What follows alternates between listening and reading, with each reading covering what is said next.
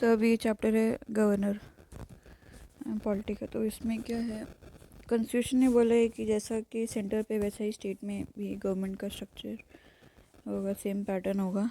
That is वहाँ पे भी पार्लियामेंट्री सिस्टम ही फॉलो होगा। तो पार्ट 4 जो है कॉन्स्टिट्यूशन में, जो कि डील करता है गवर्नमेंट इन द स्टेट में, ठीक है। और अभी जम्मू एंड कश्मीर में भी एप्लीकेबल होगा, क्योंकि उसका अब वो यूटी बन गया है, तो उसका जो सेपरेट कॉन्स्टिट्यूशन था वो हट गया है। उसको एक सेपरेट स्टेटस दे रखा था, वो हट गया है। तो आर्टिकल 153 से 167 जो है पार्ट 4, वो डील करता है स्टेट के एग्जीक्यूटिव से, ठीक है। तो जो स्टेट के एग्जीक्यूटिव हैं उसमें कौन आएगा, गवर्नर आएगा, चीफ मिनिस्टर आएगा, काउंसिल ऑफ मिनिस्टर आएगा, एडवोकेट जनरल आएगा। तो कोई वाइस गवर्नर नहीं होता है जैसे कि वाइस प्रेसिडेंट होता है। तो गवर्नर जो है चीफ एग्जीक्यूटिव हेड होता है, और प्रेसिडेंट जैसे ये नॉमिनल एग्जीक्यूटिव होता है, टिट्यूलर होता है, कॉन्स्टिट्यूशनल हेड, ठीक है। तो गवर्नमेंट जो है एजेंट होता है सेंटर का, इसके ड्यूल रूल होते हैं, as head of the state and क्या बोलते हैं, head of the state and agent of centre.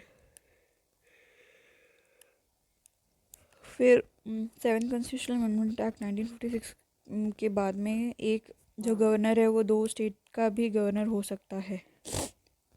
फिर अपॉइंटमेंट ऑफ द गवर्नर वो कैसे होगा, तो प्रेजेंट करेगा under his warrant and seal, ठीक है। अंडर वारंट, अंडर नहीं warrant, under his hand and seal, ठीक है। इसके में क्या है, ये नॉमिनी होता है सेंट्रल गवर्नमेंट का, ठीक है। तो सुप्रीम कोर्ट ने क्या बोला 1976 में कि ये एम्प्लॉयमेंट नहीं होगा under central government, it is independent constitutional office. ऐसा नहीं है कि सेंटर ने बनाया है और सेंटर कभी भी कर सकती है, ऐसा नहीं, कॉन्स्टिट्यूशन में लिखा है इसलिए है ये, इंडिपेंडेंट है ये, ठीक है। And is not under the control of और सबऑर्डिनेट टू सेंट्रल गवर्नमेंट, ठीक है। इसके कंट्रोल में नहीं, बस एजेंट ही है, उससे ज़्यादा कुछ नहीं, इसके अंडर नहीं होता ये, ओके। फिर है yes, the draft constitution provide जो है direct election of the governor on the basis of universal adult franchise adult suffrage, but जो कॉन्स्टिट्यूंट असेंबली ने इसको मना कर दिया। सेम सिस्टम जो है प्रेजेंट का कि इसमें नहीं लगेगा, क्यों, क्योंकि क्या हो जाएगा कि डायरेक्ट इलेक्शन से तो गवर्नर जो है incompatible with the parliamentary system establish in the state. मतलब वो जो डायरेक्ट इलेक्शन स्टेट पे चलता है, सेंटर पे चलता है, वो इनकम्पैटिबल हो जाएगा। उसके बाद में क्या है, ये डायरेक्ट इलेक्शन से कॉन्फ्लिक्ट हो जाएगा गवर्नर चीफ मिनिस्टर के बीच में। वो बोलेगा मैं बढ़ाऊँ, वो बोलेगा मैं बढ़ाऊँ। फिर गवर्नर जो है ये कॉन्स्टिट्यूशनल हेड है, नॉमिनल हेड है, बस टिट्यूलर है, तो कोई मतलब नहीं बनता कि इतना तामझाम करने का, इतना ज़्यादा पैसे खर्च करने के इसके ऊपर, ठीक है। फिर है इलेक्शन जो है बेसिकली एक इलेक्शन ऑफ द गवर्नर जो would be on a personal issue, ये नेशनल इंटरेस्ट नहीं होगा, national interest to involve a large number of the voter, ठीक है। उसके बाद में क्या है, इलेक्टेड जो गवर्नर जो वो उसी पार्टी को बिलोंग करेगा। एन इलेक्टेड गवर्नर जो है would naturally belong to the party and would not be neutral person and impartial head. Definitely किसी पार्टी को ही हेड करेगा, किसी पार्टी से टिकट लेगा। अभी क्या होता है, किसी पार्टी का नहीं होता, सेंटर बस बता देती है कि हाँ भाई ये आएगा, बस ये नॉमिनेटेड बाय द सेंटर होता है। ये नहीं बोलेगा कि बीजेपी का गवर्नर है, ये नहीं होगा, ठीक है। इलेक्शन ऑफ द गवर्नर जो है वो क्या क्रिएट करेगा, एक सेपरेटिस्ट टेंडेंसी अंदर जो है इफेक्ट करेगा political stability and unity of the country, ठीक है। फिर जो सिस्टम होगा और the presidential nomination enable the centre to maintain control, अब कंट्रोल कर पाएगा, ठीक है। बेसिकली डायरेक्ट इलेक्शन से सीरियस प्रॉब्लम हो जाएंगे of leadership at the time of the general election the state में, ठीक है। और फिर और क्या पॉइंट्स हैं? यस, तो चीफ मिनिस्टर जो है would like his nominee to contest the for governorship. जो चीफ मिनिस्टर बना है डेफिनेटली वो चाहेगा कि स्टेट में जो है उन्हीं की पार्टी का कोई गवर्नर बने। तो सेकेंड रेट मैन जो है वो जो सेकेंड रेट मैन मतलब जो फर्स्ट रेटिंग में तो चीफ मिनिस्टर हो गया, सेकेंड रेट जो सेकेंड पॉपुलर जो हो जाएगा वो गवर्नर बन जाएगा। सो अमेरिकन मॉडल जो है जहाँ पे गवर्नर जो है डायरेक्टली इलेक्टेड ड्रॉप हो गया। कैनेडियन मॉडल जो है जहाँ पे कि गवर्नर जो है is appointed by the governor general जो कि सेंटर का होता है, वो एक्सेप्ट कर लिया हमने, ठीक है। तो कॉन्स्टिट्यूशन जो है दो क्वालिफिकेशन दिए हैं गवर्नर के लिए, सिटीजन होना चाहिए, 35 साल से ऊपर होना चाहिए, कंप्लीट कर लेना चाहिए 35 साल, ठीक है। और दो कन्वेंशन जो है ऐड कर दिए हैं। पहला कि आउटसाइडर होना चाहिए, ये क्वेल्स कन्वेंशन ही हैं, और ऊपर वाली दो चीज़ें वो कॉन्स्टिट्यूशन में दी हैं, ठीक है। तो उस स्टेट का नहीं होना चाहिए और बाहर का होना चाहिए, और कोई free from political local politics उसमें इन्वॉल्वमेंट नहीं होना चाहिए। क्यों? क्योंकि ठीक है। और दूसरी चीज़ क्या है कि प्रेसिडेंट को कंसल्ट करना पड़ेगा चीफ मिनिस्टर से, जिससे कि स्मूथ फंक्शनिंग हो, ठीक है। और काफ़ी टाइम जो दोनों ही कन्वेंशंस वॉयलेट हो गए, कर दिए। फिर कंडीशन ऑफ द गवर्नमेंट का ऑफिस, उस गवर्नर का ऑफिस में क्या है, कॉन्स्टिट्यूशन ने ये कुछ कुछ कंडीशंस दिए हैं कि मेंबर नहीं होना चाहिए पार्लियामेंट का या फिर स्टेट किसी भी हाउस पार्लियामेंट या फिर स्टेट लेजिस्लेचर का, ठीक है। और जैसे ही वो गवर्नर बन जाए तो वो उस अगर मान लो हो भी तो वो जैसे वो उस पार्टी को क्या बोलते हैं छोड़ विकेट कर दे, उसकी ऑफिस जो है वो विकेट कर दे, ठीक है। ऑफिस ऑफ प्रॉफिट ना होल्ड करे, और विदाउट रेंट के वो ऑफिशियल रेजिडेंस में रहे, राजभवन में रहेगा, ठीक है। इसमें अम्यूलमेंट अलाउंस एंड प्रिविलेज जो है पार्लियामेंट डिटरमाइन करेगा, ठीक है। अब प्रेसिडेंट नहीं करेगा क्योंकि इतनी इम्पोर्टेंट पोस्ट नहीं है यहाँ, इसलिए प्रेसिडेंट नहीं करेगा, पार्लियामेंट ही करेगा, ठीक है। और इतने सारे गवर्नर हैं, ठीक है, तो प्रेसिडेंट के पास भी इतना टाइम नहीं होता है कि प्रेसिडेंट करता बैठे। When some person is basically appointed as a governor two or more state, the emolument and allowance payable to him are shared by state in such a proportion। हाँ वही, जब दो और मोर स्टेट्स के होते हैं, मान लो राजस्थान हरियाणा का एक ही हो गया, तो प्रेसिडेंट बताएगा कि कौन मान लो 50,000 है तो प्रेसिडेंट बताएगा कि भाई तुम 30 दो, ये 20 देगा, इस तरीके से। इसके एम्यूलमेंट अलाउंस जो है उसको क्या बोलते डिमिनिश नहीं कर सकते जब तक वो टर्म में है, ठीक है। उसके बाद में कुछ इसको प्रिविलेज इम्यूनिटी भी हैं साथ के साथ। उसको पर्सनल इम्यूनिटी में क्या दे रखा है कि हाँ क्या है, personal from legal liability for his official act. कुछ भी काम किया है ऑफिस का, कोई भी काम किया है तो ये नहीं होगा कि वो पर्सनली उसको मतलब दोषी ठहरा देंगे और उसके ऊपर कोई लीगल चार्जेस लगा देंगे। और ड्यूरिंग द टर्म ऑफ जब वो काम में करेगा, ऑफिस में रहेगा, तो क्रिमिनल प्रोसीडिंग्स नहीं लगाएंगे उसके ऊपर, इवन दो अगर उसने कुछ पर्सनल एक्ट करा हो तब भी। मान लो किसी का मर्डर कर दिया तब भी क्रिमिनल केस नहीं लगाएंगे जब तक वो टर्म में रहेगा, ठीक है। तो उसको अरेस्ट और इम्प्रिजन कर सकते हैं, हाउएवर 2 महीने का नोटिस देना पड़ेगा, ठीक है। After 2 months notice civil proceedings can be instituted against him term में। मतलब पर्सनल एक्ट में तो देखो, जब ऑफिशियल एक्ट है उसमें तो कुछ भी नहीं कर सकते, ना तो पर्सनल ना क्रिमिनल, सॉरी ना सिविल ना क्रिमिनल।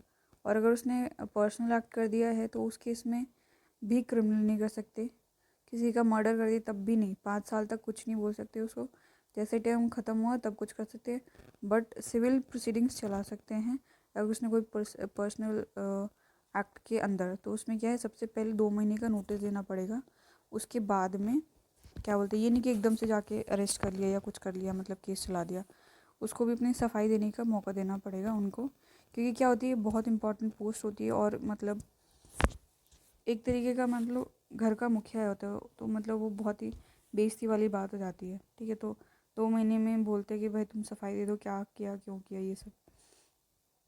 तो गवर्नर जो है ओथ लेगा, अफर्मेशंस लेगा।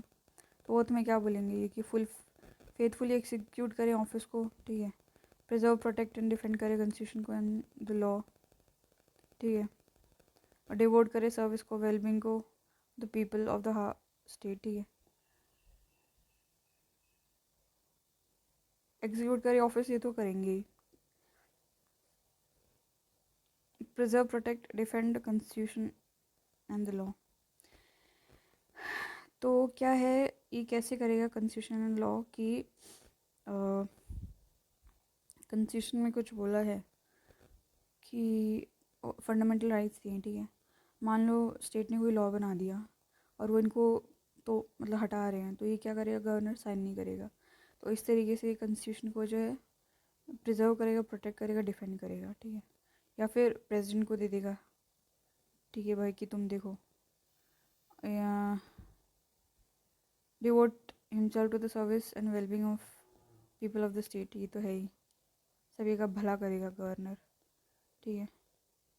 ओथ कौन है, चीफ जस्टिस और द स्टेट हाई कोर्ट वो देगा, और उसके एब्सेंस में सीनियर मोस्ट जज होगा कोर्ट का, वो देगा, करवाएगा, ठीक है। तो एवरी पर्सन जो है discharge the function of the governor जो ऑल्सो अंडरटेक सिमिलर हो, तो बिना ओथ के कोई सीट पे बैठ ही नहीं सकता। तो उसके बिहाफ पे अगर कोई आया है तो वो ओथ लेके ही काम करेगा, ठीक है। फिर टर्म देखते हैं इसका, 5 साल तक रहेगा, जब से 5 साल कब से, जब से वो घुसा है ऑफिस में।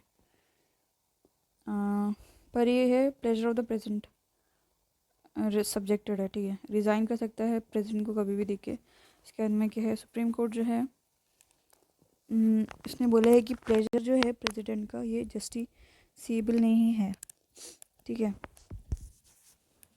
क्योंकि इससे तो गवर्नर जो है कोई सिक्योरिटी नहीं है उसको टेन्योर की, कोई टर्म ही फिक्स नहीं है, तो कभी भी उसको हटा सकते हैं, सुप्रीम कोर्ट ने ऐसा बोला है।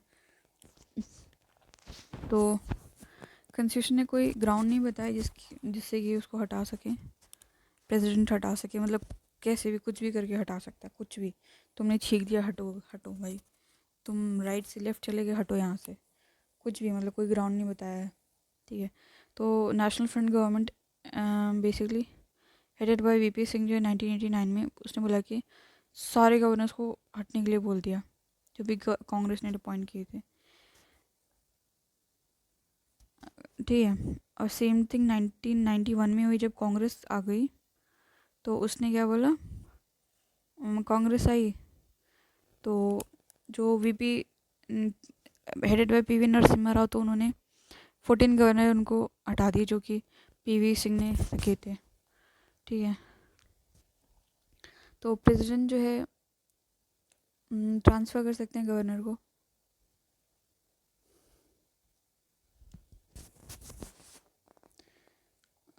रेस्ट ऑफ द टर्म, मतलब मान लो कि राजस्थान का है 5 साल के लिए, 1 साल ही हुआ है, तो 4 साल के लिए उसको हरियाणा का गवर्नर बना देंगे, ठीक है।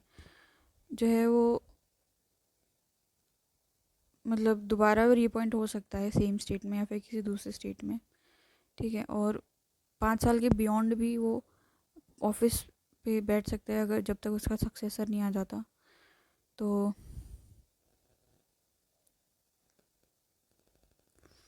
पर ऐसा नहीं है कि नया गवर्नर भी पुराना गवर्नर दोनों साथ साथ रूल करें, ठीक है। प्रेसिडेंट जो है प्रोविज़न बना सकता है कि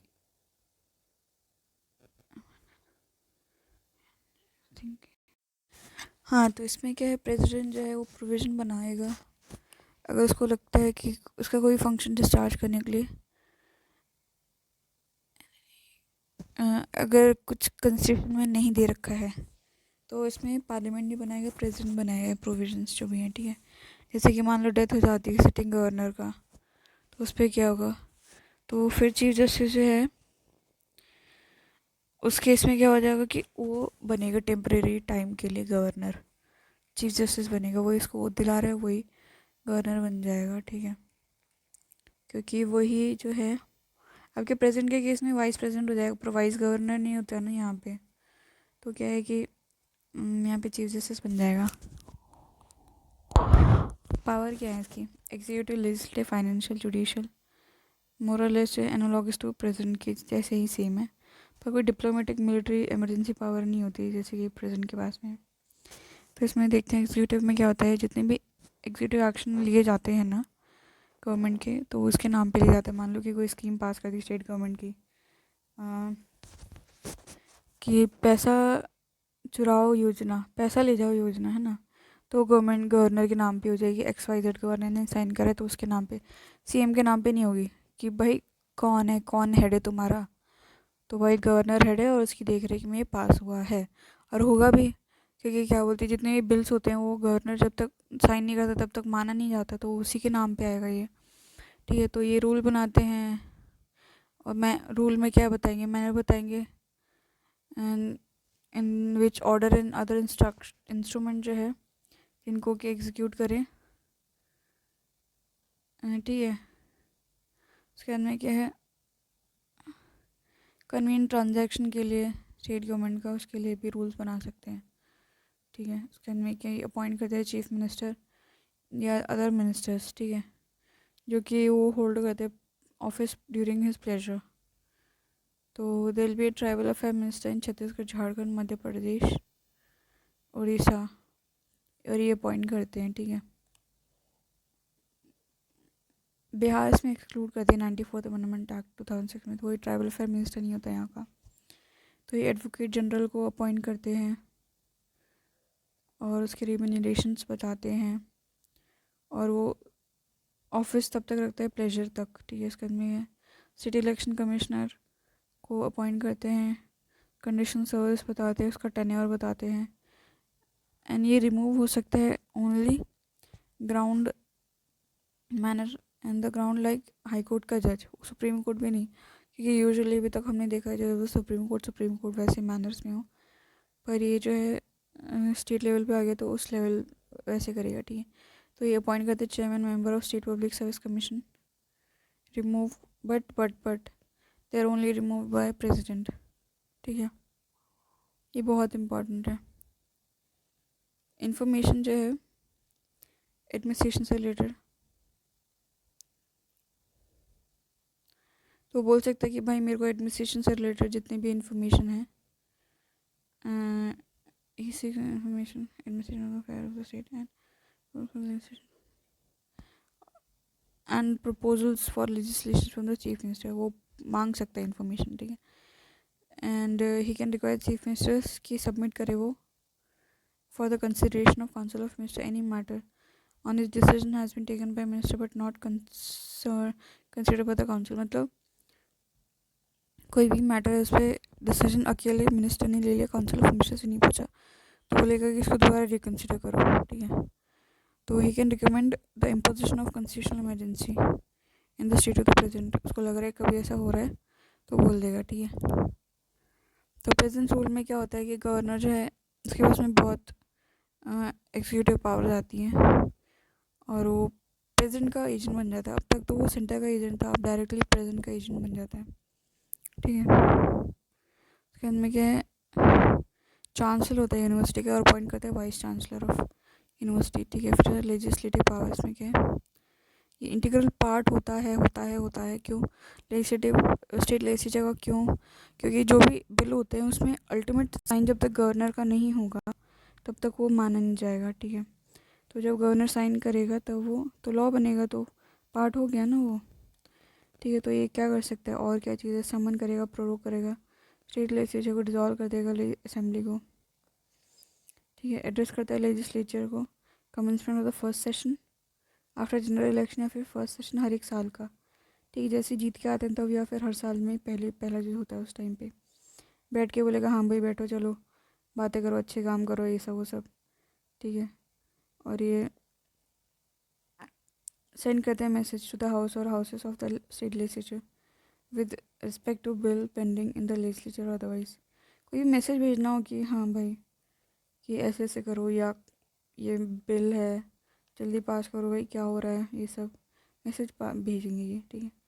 तो ये अपॉइंट कर सकते हैं किसी मेंबर को, क्या बोलते हैं, जब स्पीकर डिप्टी स्पीकर की जो ऑफिस वेकेंट हो ना, तो उस केस में ये अपॉइंट करता है member of state legislature state assembly कि वो प्रिसाइड करें, ठीक है। और पार्लियामेंट के केस में जो है प्रेजेंट करते हैं। हाँ, तो अब क्या है ये, he can appoint any member of state legislature assembly to preside over, जब भी स्पीकर या डिप्टी स्पीकर की ऑफिस वेकेंट हो तो उस टाइम पे किसी को भी क्या बोलते हैं अपॉइंट कर सकते हैं। एब्सेंस के केस में तो एक पैनल आता है ना, पैनल ऑफ स्पीकर्स, तो वो करता है, ठीक है। तो और सिमिलरली ये क्या बोलते हैं अपॉइंट कर सकते हैं मेंबर किसी भी स्टेट लेजिस्लेचर का, स्टेट लेजिस्लेटिव काउंसिल का प्रिसाइड करेंगे अगर चेयरमैन या डिप्टी चेयरमैन की सीट वेकेंट है। एब्सेंट के केस में पैनल हो जाता है, और जब ये क्या बोलते हैं वेकेट होता है उस केस में ये अपॉइंट करते हैं, ठीक है। क्योंकि vacancies like through out the term वो काम करेंगे, ठीक है, तो वो ज़्यादा इंपॉर्टेंट हो जाता है। एब्सेंस में क्या है, जब तक वो छुट्टी गया हुआ है तब तक वो आएंगे, उसके बाद में जो है वो रिज्यूम कर लेंगे। पर इसमें क्या है कि रिमेनिंग पीरियड के लिए वही काम करेंगे। इसके बाद में क्या है, ये नॉमिनेट करते हैं 1/6 मेंबर जो है काउंसिल में, ठीक है, जिनको स्पेशल नॉलेज हो, एक्सपीरियंस हो, जिसमें literature, science, art, cooperative movement या फिर सोशल सर्विस में, ठीक है। तो ये क्या है, इसको हम कर देंगे LAS, so literature, art, science, cooperative movement, NCS, cooperative movement and social service में, ठीक है। तो 1/6 करते हैं ये। तो राज्यसभा में 12 होते हैं, तो उसका क्या बोलते हैं हाफ हो जाएगा 1/6। राज्यसभा में 12 मेंबर होते हैं, इसमें 1/6 हो जाएंगे, ठीक है। तो अब क्या है, बेसिकली नॉमिनेट करेंगे 1 मेंबर असेंबली में जो कि एंग्लो इंडियन कम्युनिटी से हो, पर अभी इसको डिसकंटिन्यू कर दिया है, देखना पड़ेगा, ठीक है। और वहाँ पे तो 2 होते हैं, 2 एंग्लो इंडियन कम्युनिटी से होते हैं, 12 इसके होते हैं जो इन्हीं में से स्पेशलाइज नॉलेज एक्सपीरियंस ही हो। वो डिसाइड करते हैं question of disqualification consultation with election commissioner. तो क्या है कि इलेक्शन कमीशन तो इसी के लिए बैठे हैं, तो उनसे ज़रूर ये क्या बोलते हैं कंसल्ट करेंगे, अकेले नहीं करेंगे डिस्क्वालिफिकेशन जो होगा, ठीक है। बट अगर हम देखते हैं कौन सा डिस्क्वालिफिकेशन एंटी डिफेक्शन का, तो उसमें वो कंसल्ट करेंगे इलेक्शन कमीशन से, पर वो बाइंडिंग नहीं होगा, ठीक है। हाँ, तो बेसिकली इसमें क्या है, बिल जो है भेजा जाता है गवर्नर को, वो जब वो पास हो जाता है लेजिस्लेचर में, तो उसमें क्या है ऑप्शन क्या है, हाँ बोल दे, ना बोल दे, या फिर रिटर्न कर दे अगर मनी बिल नहीं है। क्यों? क्योंकि वो बेसिकली रिटर्न कर दे फॉर कि दोबारा से कंसिडर करो, मुझे पसंद नहीं आया। अगर दोबारा पास कर दिया उन लोगों ने विद और विदाउट अमेंडमेंट के, तो हैज़ टू गिव, तब तो देना पड़ेगा, पर प्रेसिडेंट को भी देना पड़ता है इसमें ही, ठीक है। उसके बाद पर और अगर मनी बिल क्यों, क्योंकि मनी बिल जो है उसके प्रायर रिकमेंडेशन से इंट्रोड्यूस होता है, तो ये बेवकूफ़ी हो जाएगी। मतलब आपको पहले ही प्रॉब्लम थी तो आपने पहले क्यों नहीं बोला, अब जो हमने पास कर दिया फिर आप रिटर्न कर रहे हो कि इसमें दोबारा देखो, है ना। तो हम मतलब बेवकूफ़ी हो जाएगी वाली बात हो जाएगी, तो ऐसा करना नहीं होता है। फिर reserve the bill for consideration present, अब उसको लग रहा है कि भाई प्रेजेंट अच्छे से डिसीजन लेंगे इसमें, तो रिज़र्व कर सकते हैं, ठीक है, कि वही देंगे। अब वो कब देख होगा, जब ये क्या बोलते हैं जो स्टेट हाई कोर्ट है उसकी पोजीशन जो उसको एंडेंजर्ड कर दे। क्योंकि क्या होगा कि इन्होंने कोई बिल पास किया, ठीक है, और वो स्टेट हाई कोर्ट जो है बोलेगा कि नहीं भाई ये तो गलत बिल है, तो वो डेफिनेटली चाहेंगे कि उसकी पोजीशन को एंडेंजर्ड करे कि भाई स्टेट हाई कोर्ट जो है आर्टिकल जो हमारा फंडामेंटल राइट है उस पर कुछ नहीं बोल सकता, या फिर उसकी मान लो जुडिशल रिव्यू ले ले, ठीक है। तो इसलिए अगर कोई उसके ऐसे पंगे कर रहे हैं तो उस केस में वो क्या बोलते हैं प्रेसिडेंट को दे देगा, ठीक है। और इन नेचर में भी कर सकते हैं, जब पहला तो हो जाएगा कि एडिशनली इन सब चीज़ों में भी कर सकते हैं ultra vires against the provision of the constitution, मतलब कॉन्स्टिट्यूशन को कुछ गलत प्रोविजन को मतलब अल्ट्रावायर कर रहे हो या फिर अपोज करे director principle of the state policy, ये डायरेक्टली बोलती है। ठीक है, अब इसमें है कि डीपीएसपी को, क्योंकि स्टेट का बहुत ज़्यादा रिस्पॉन्सिबिलिटी होती है इस पर, डीपीएसपी पे, इसीलिए क्योंकि इम्प्लीमेंट करना होता है ना स्टेट्स को। ठीक है, और फंडामेंटल राइट इज़ लाइक इतना वो नहीं होता स्टेट्स के ऊपर, पर डीपीएसपी ज़्यादा रिस्पॉन्सिबिलिटी होती है।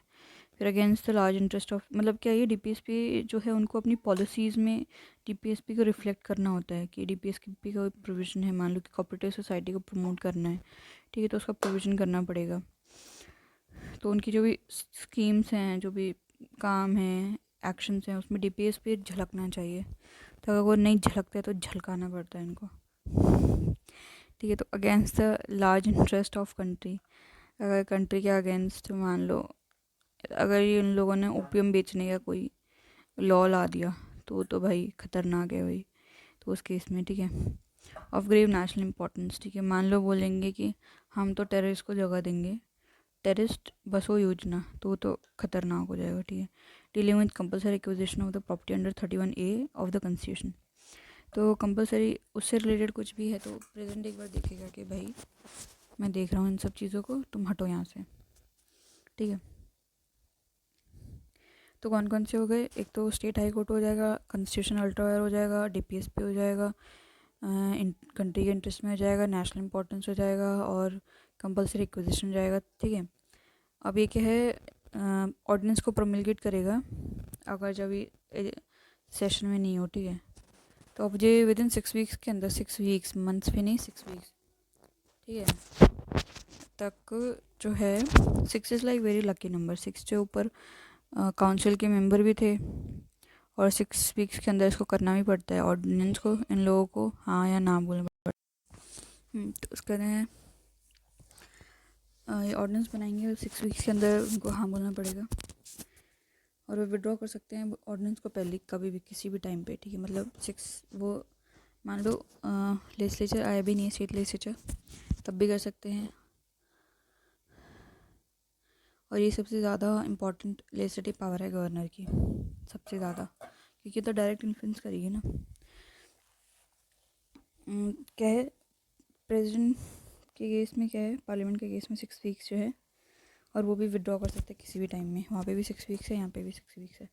ठीक है, तो ये रिपोर्ट देंगे फाइनेंस कमीशन की जो है, स्टेट पब्लिक सर्विस कमीशन, और कैग की जो है स्टेट लेजिस्लेचर के सामने जो रिपोर्ट रख देंगे, 3 रिपोर्ट रखेंगे, फाइनेंस, कैग और basically state public service commission, state legislature को दे देंगे। फाइनेंशियल पावर में देखते हैं क्या है।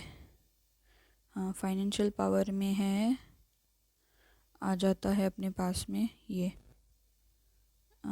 यस,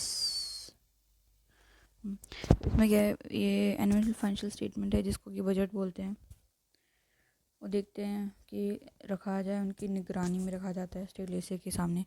मनी बिल जो है उनके प्रायर रिकमेंडेशन से इंट्रोड्यूस होता है। उसके बाद में क्या है, डिमांड फॉर ग्रांट जो है वो भी इनके रिकमेंडेशन से निकाला जाता है। ठीक है, उसके बाद में क्या है, ये कंटिजेंसी फंड से निकालते हैं पैसे, तो यही निकालते हैं, कोई भी अनफोर्सीन एक्सपेंडिचर होता है तो बेसिकली जब कंसोलिडेटेड फंड से निकालते हैं तब तो स्टेट लेजिस्लेचर होगा। अब जब स्टेट लेजिस्लेचर नहीं है तो किसी की तो देख रेख चाहिए, तो ये गवर्नर होंगे, उसकी देख रेख में निकालते हैं। ठीक है, उसके बाद में क्या है, constitutive finance commission after every 5 year जो रिव्यू करेगा फाइनेंशियल पोजीशन पंचायत और द म्यूनिसिपलिटी को। ठीक है, फिर जुडिशियल पावर में क्या देगा, जो ये पार्डन कर सकते हैं, ग्रांट कर सकते हैं pardon, reprieve, respite, remission punishment का, या फिर सस्पेंड कर सकते हैं, remit, commute sentence of any person, कोई भी ऑफेंस से कन्विक्टेड हो against any law relating to a matter to which the executive power of the state extend.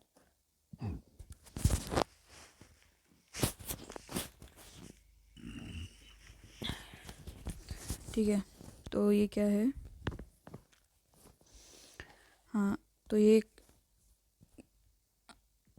State high court जब इसके प्रेसिडेंट अपॉइंट करते हैं जजेस जो स्टेट हाई कोर्ट को, तो उस टाइम पे कंसल्ट करते हैं। ठीक है, अब क्या है, बेसिकली क्या है, appoint, post and promote district जज in consultation with the state high court. ये खुद अपॉइंट करते हैं। ऊपर तो क्या है, स्टेट प्रेजेंट करेगा, यहाँ पे खुद अपॉइंट करेंगे। फिर पोस्टिंग और जो प्रमोशन डिस्ट्रिक्ट जज का, तो वो ये करते हैं। फिर ये अपॉइंट करते हैं किसी भी पर्सन को to the judicial service of the state other than the district जज in consultation with the state high court and the state public service commission. ये जज नहीं है, कोई भी ऐसी मतलब जुडिशियल सर्विस में है उससे रिलेटेड, ठीक है। हाँ, अब ये क्या है, इसमें पार्डनिंग पावर में ये सेंटेंस ही कर सकते हैं, पर कोई डेथ पेनल्टी या फिर कोर्ट मार्शल इसको नहीं कर सकते। तो प्रेजेंट और इनको कंपेयर करेंगे, वीटो पावर, ठीक है। तो जो प्रेजेंट है इनकी with regard to ordinary bill में देखते हैं। ऑर्डिनरी बिल में हाँ, तो जो भी ऑर्डिनरी बिल होता है, चाहे वो सिंगल या जॉइंट सेटिंग से पास हो, प्रेसिडेंट के पास में 3 ऑप्शन थे, हाँ, ना या फिर रिटर्न कर दे। और अगर रिटर्न कर दे कि भाई देखो इसको रिकन्सिडरेशन के लिए, और अगर वो विद और विदाउट अमेंडमेंट पास किया उनके पास में, तो उनको देना ही देना पड़ेगा, हाँ बोलना ही पड़ेगा। तो ये सस्पेंसिव वीटो है, ठीक है। इसमें क्या है, फर्स्ट इंस्टेंस में जो है अगर ये ऑर्डिनरी बिल पास हुआ है यूनिकैमरलिज्म या फिर बाइकैमरल लेजिस्लेचर से, ठीक है, तो फर्स्ट इंस्टेंस सेकेंड इंस्टेंस में गवर्नर के पास में 4 ऑप्शंस हैं।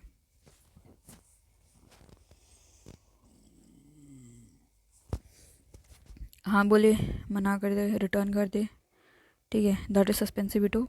या फिर प्रेसिडेंट को, और सस्पेंसिव वीटो में उसको हाँ बोलना ही पड़ेगा अगर वो दोबारा लेके आते हैं तो, विदाउट अमेंडमेंट, ठीक है, तो हाँ बोलना पड़ेगा।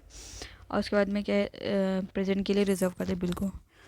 तो जब स्टेट बिल प्रेजेंट करते हैं जो कि गवर्नर ने रिजर्व कर लिया, तो प्रेजेंट के पास में क्या 3 ऑप्शन होते हैं, हाँ, ना, रिटर्न कर दे, ठीक है, कि भाई देखो इसको दोबारा देखो।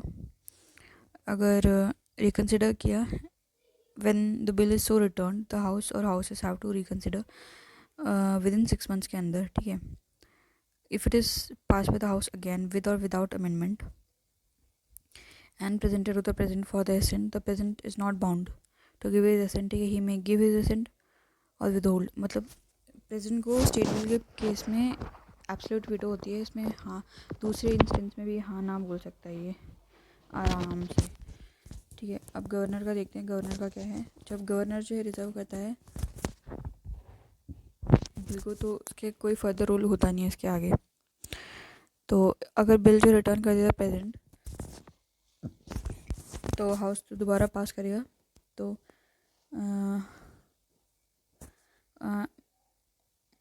The bill must be presented again for the president. दूसरी बार में भी प्रेसिडेंट के पास में ही जाएगा, ये नहीं कि गवर्नर के पास होते हुए जाए, ठीक है। तभी गवर्नर का कोई काम नहीं है। फिर मनी बिल से रिलेटेड देखते हैं, प्रेसिडेंट का क्या है। कोई भी मनी बिल है वो क्या बोलते हैं, पार्लियामेंट में पास होगा, तो प्रेसिडेंट के पास में 3 ऑप्शन होते हैं, हाँ, ना या फिर हाँ, ना, ठीक है।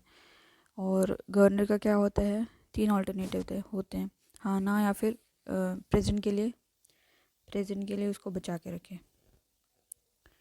फिर इसमें देखते हैं प्रेसिडेंट के पास में क्या है कि प्रेसिडेंट जो रिटर्न नहीं कर सकता क्योंकि इंट्रोड्यूस होता है उसकी प्रायर परमिशन से ही, तो बेवकूफ़ी हो जाएगी। तो जब गवर्नर रिटर्न रिजर्व करता है तो उसके पास में 2 ऑप्शंस होते हैं, हाँ या ना। बट कैन नॉट जो return money bill for reconsideration of the state list as. पर प्रेसिडेंट भी जो है इसका स्टेट का भी रिटर्न नहीं कर सकता, हाँ बोल सकता है, ना बोल सकता है, बट रिटर्न नहीं कर सकता। मतलब प्रेसिडेंट रिटर्न कभी कर ही नहीं सकता, ठीक है। और गवर्नर का क्या है, गवर्नर जो है कैन नॉट रिटर्न क्योंकि ये इंट्रोड्यूस होता है प्रायर परमिशन से, ठीक है। रिजर्व कर सकता है मनी बिल को, ठीक है, कोई फर्दर इसमें रोल नहीं होता है इसका। फिर प्रेसिडेंट जो है एसेंट दे सकता है, तो एक्ट बन जाएगा। तो गवर्नर का एसेंट की ज़रूरत नहीं है अभी, ठीक है। फिर हम देखते हैं क्या है, ऑर्डिनेंस मेकिंग पावर कंपेयर करते हैं दोनों की, ठीक है। तो जब पार्लियामेंट सेशन में नहीं होता तब होता है ये।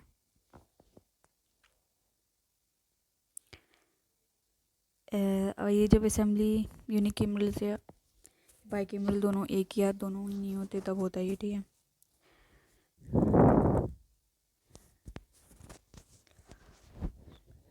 हाँ ठीक है। उसके बाद में क्या है, उसको सेटिस्फाई करने का पड़ेगा कि सर्कमस्टेशंस आ गए हैं जिसकी वजह से मुझे ये करना पड़े। तो इसमें गवर्नर को भी अपने आप को सेटिस्फाई करना पड़ेगा कि सर्कमस्टांसेस आ गए कि मुझे एक्शन लेना पड़ेगा,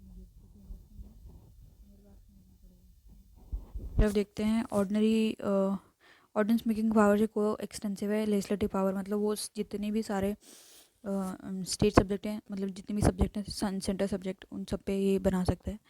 ठीक है, बेसिकली हाँ उन्हीं सब सब्जेक्ट पे कर सकते हैं जिन पे कि पार्लियामेंट लॉ बना सकता है।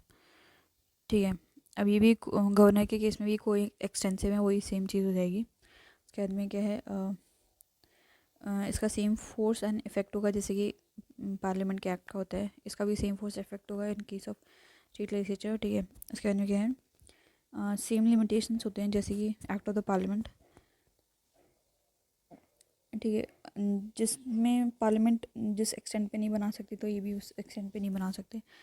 तो गवर्नर का भी सेम हो जाएगा, same limitations as state legislature. ठीक है, तो इनवैलिड हो जाएगा to the extent in which any provision which the state legislature can not make. ठीक है, और ये विड्रॉ कर सकते हैं किसी भी टाइम पे, और ये भी विड्रॉ सकते हैं किसी भी टाइम पे। ठीक है, अब हम देखते हैं, यस वही ऑर्डिनेंस का ही चल रहा है अभी।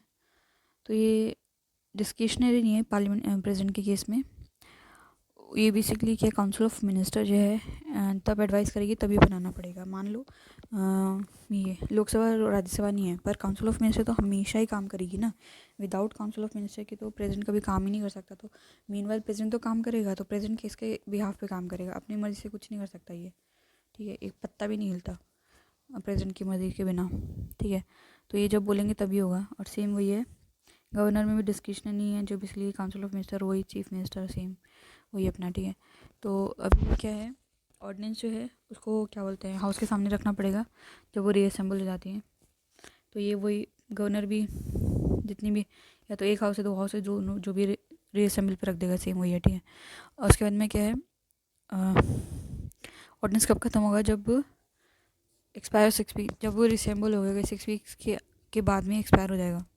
ठीक है, पहले भी हो सकता है बहुत, अगर उन्होंने मान लो कि कुछ एक्शन नहीं लिया। नहीं, पहले तब होगा जब उन्होंने बोला कि भाई हटाओ इसको, तब 6 वीक से पहले। ठीक है, तो ये भी 6 वीक्स जब रीअसेंबल हो जाएंगे, उससे 6 वीक्स तक इसकी लाइफ होती है उसके बाद में। ठीक, पहले भी हो सकता है अगर असेंबली ने जो है एग्री कर लिया, रेजोल्यूशन पास कर दिया हटाने के लिए। ठीक है, नहीं इसमें क्या है, रेजोल्यूशन जो है pass by the assembly and agree by the council, अगर बाइकैमरल है इस केस में तो। But in case of president के केस में दोनों हाउस को मना करना पड़ेगा। अकेला जो है लोकसभा नहीं कर सकता, दोनों को मना करना पड़ेगा। और इस केस में क्या है कि काउंसिल जो असेंबली जो है रेजोल्यूशन पास करेगी और काउंसिल जो एग्री करेगी। ठीक है, अब उसको कोई इंस्ट्रक्शन की ज़रूरत नहीं है ऑर्डिनेंस बनाने के लिए। अब ये गवर्नर है, बिना इंस्ट्रक्शन के कर ही नहीं सकता। 3 चीज़ों में इंस्ट्रक्शन लेगा ये, basically bill containing same provision which would require जो previous sanction of the president. ठीक है, for the introduction into the state legislature, वही सेम चीज़ हो जाएगी। जो बिल पास करने के लिए हाँ,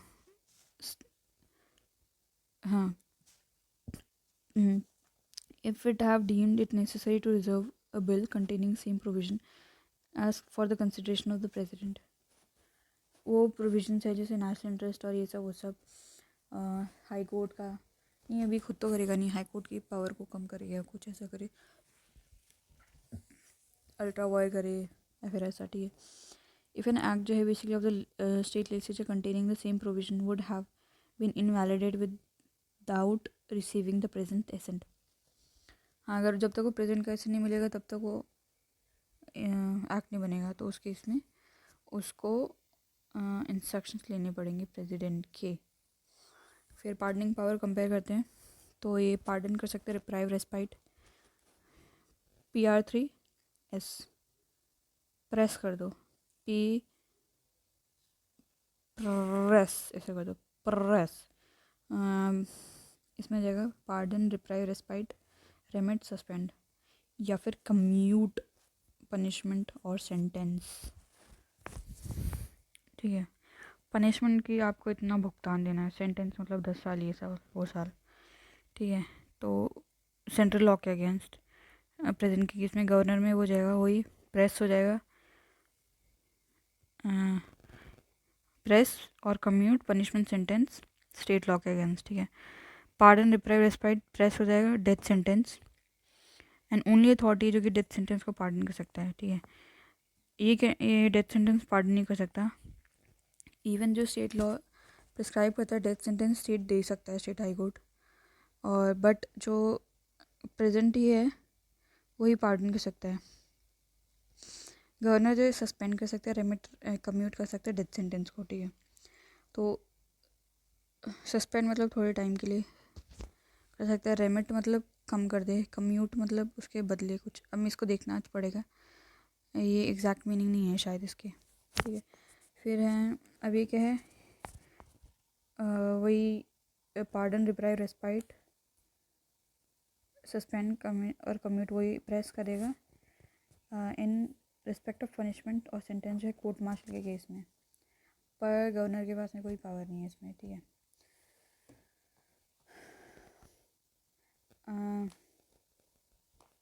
इसमें रेस कर देंगे हम, गवर्नर का रेस हो जाएगा आर रेक, नहीं इसका क्या बनेगा, SRM, SRCC है ना, तो SRC हो जाएगा, सस्पेंड कम्यूट हो जाएगा, और आर से रेमिट कर देना, कम्यूट रेमिट MM आ गए दोनों में, तो SRCC, तो सस्पेंड, रेमिट, कम्यूट MM आ गया। ठीक है, खत्म। एक और है अभी पैरा पेज है, सॉरी। कॉन्स्टिट्यूशन प्रोविजन क्या बोलता है कि पार्लियामेंट्री फॉर्म ऑफ गवर्नमेंट है हमारे में। ठीक है, तो गवर्नर जो नॉमिनल एग्जीक्यूटिव है, रियल जो है बेसिक काउंसिल ऑफ मिनिस्टर है, चीफ मिनिस्टर। ठीक है, तो पावर एंड फंक्शन जो है करना पड़ेगा with aid and advice of council of minister, head by the क्या बोलते हैं चीफ मिनिस्टर, एक्सेप्ट जब उसको डिस्क्रिप्शन में काम करना हो उस केस में वो विदाउट एडवाइस के काम करेगा। ठीक है, तो कौन कौन से हैं ये, आर्टिकल 154, 163, 164 क्या क्या बोलते हैं कि एग्जीक्यूटिव पावर जो स्टेट की वो गवर्नर के पास में, and exercise by him directly or through officer subordinate to him in accordance with the constitution. ठीक है, तो एग्जीक्यूटिव पावर गवर्नर करेगा या खुद डायरेक्टली, या फिर कोई भी ऑफिसर बना देगा। ठीक है, तो काउंसिल ऑफ मिनिस्टर होगी 163, क्या बोलते हैं, काउंसिल ऑफ मिनिस्टर होगी, चीफ मिनिस्टर होगा जिसकी एड एंड एडवाइस से जो है गवर्नर काम करेगा, एक्सेप्ट जब उसको क्या बोलते हैं डिस्क्रिप्शन में काम करना हो। फिर काउंसिल ऑफ मिनिस्टर जो है कलेक्टिवली रिस्पॉन्सिबल होगी लेजिस्लेटिव असेंबली को।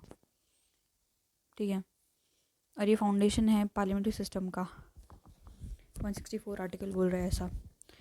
ठीक है, अब क्या है, गवर्नर और प्रेसिडेंट का क्या डिफरेंस है कॉन्स्टिट्यूशनल पोजीशन में। ठीक है, तो कॉन्स्टिट्यूशन जो है बेसिकली क्या है, गवर्नर जो है डिस्क्रिप्शन में काम कर सकता है, पर प्रेसिडेंट को कोई पॉसिबिलिटी नहीं है कि वो डिस्क्रिप्शन में काम करे। ठीक है, 42nd अमेंडमेंट एक्ट जो है 1936 क्या बोलता है कि मिनिस्टर एडवाइस जो है बाइंडिंग है ऑन प्रेसिडेंट, बट गवर्नर में ऐसा कुछ नहीं बोला कि प्रेसिडेंट को बोला कि काउंसिल ऑफ मिनिस्टर कुछ बोल रहा है तो वो बाइंडिंग होगा, गवर्नर के केस में कुछ नहीं है ऐसा। ठीक है, तो कॉन्स्टिट्यूशन जो है बेसिकली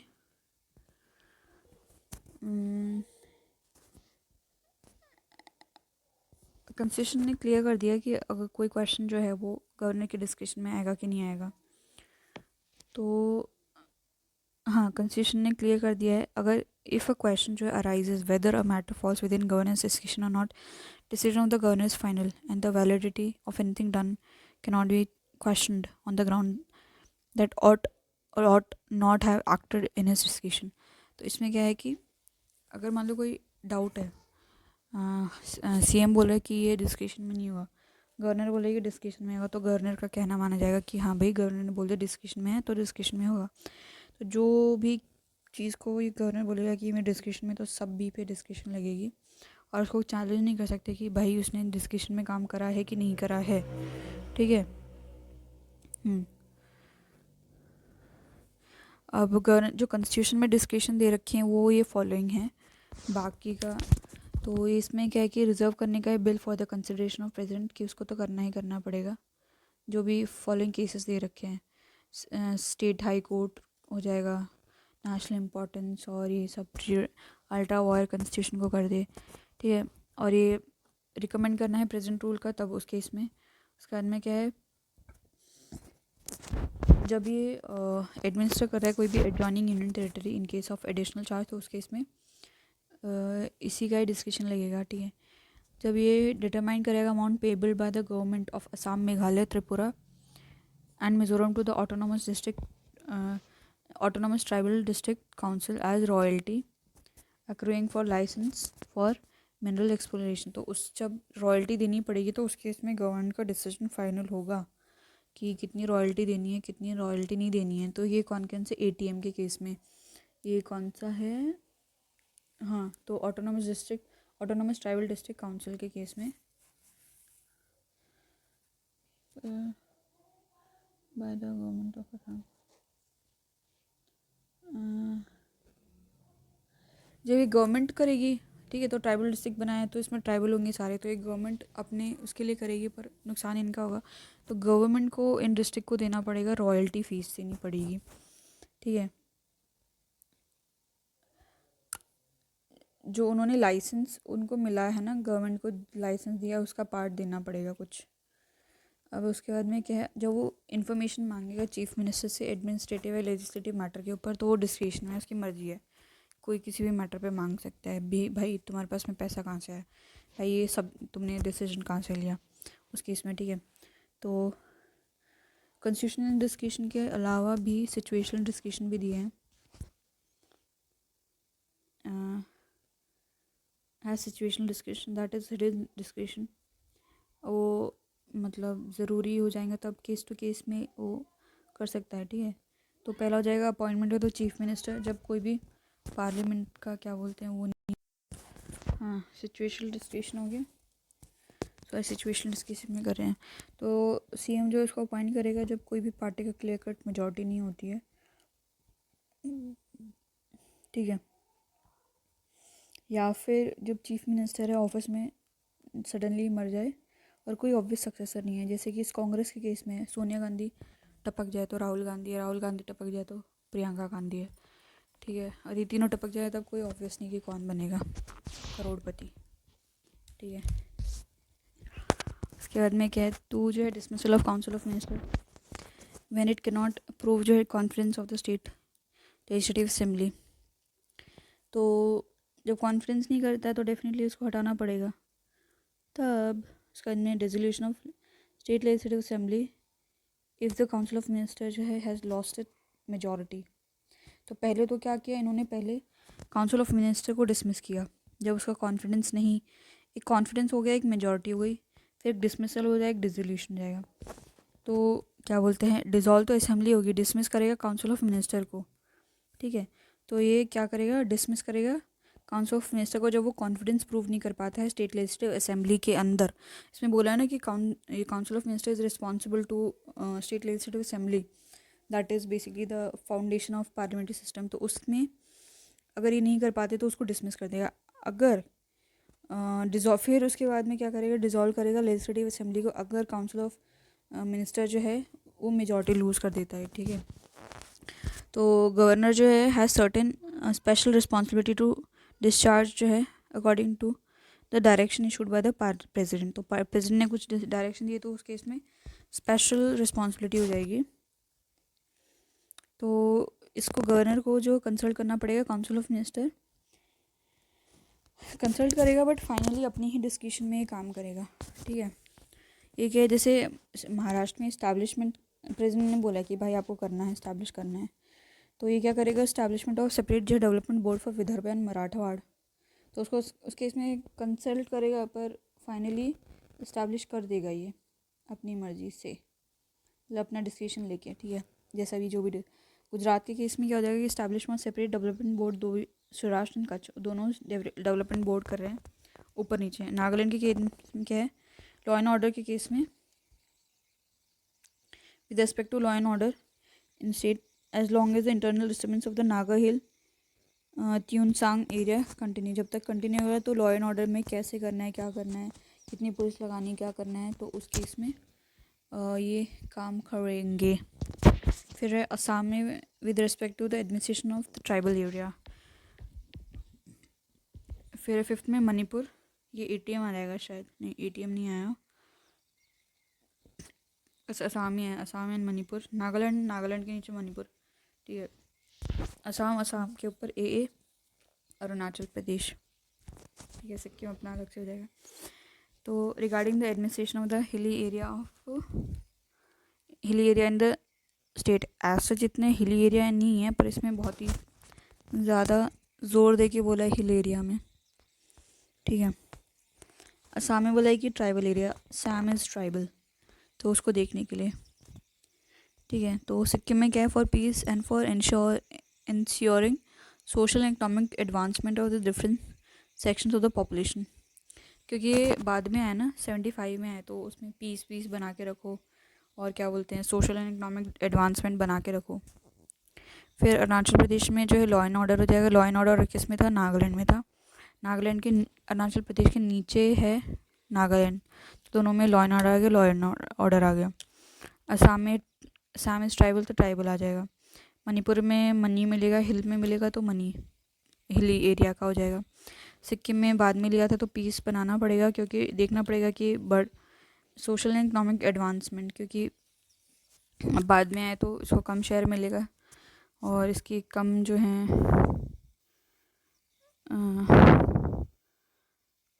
हाँ, इसको कम पैसा मिला होगा इसलिए, ठीक है। कर्नाटक में जो establishment of separate development board for Hyderabad Karnataka region, तो ये 3 चीज़ में आ गया, एक तो गुजरात, महाराष्ट्र और कर्नाटक में सेपरेट डेवलपमेंट बोर्ड आ गया, ठीक है। इसका में कॉन्स्टिट्यूशन जो है ड्यूल रोल दिया है गवर्नर को, एक तो कॉन्स्टिट्यूशनल हेड हो जाएगा ये स्टेट का, as well as representative of the centre, that is president का।